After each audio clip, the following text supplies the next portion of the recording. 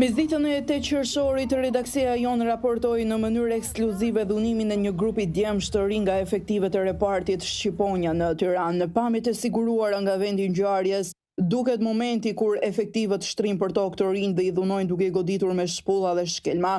Ishin vetë djemë të përfshirë në ngjarje, të cilët denoncuan dhunën që policia ushtroi ndaj tyre në mënyrë të pakuptim.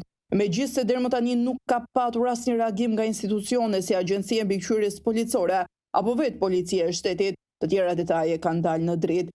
Siç duket, efektivet e Shqiponjave kishin dalë me urdhër mbrëmjen e 7 qershorit në rrugët e Tiranës për të dhunuar të rinjt në fjalë. Sipas informacioneve të brendshme nga policia, urdhri është dhënë nga komandanti Alban Laçi, një emër që me futje në repartin Shqiponja duke se është trimëruar. Djemë të cilët ishin duke festuar pas përballjes së Shqipërisë me Serbinë, thonë se u dhunuan brutalisht nga policia, që nga zona e bllokut ku ndaluan dhe deri kur u dërguan në komisariatin numër 2.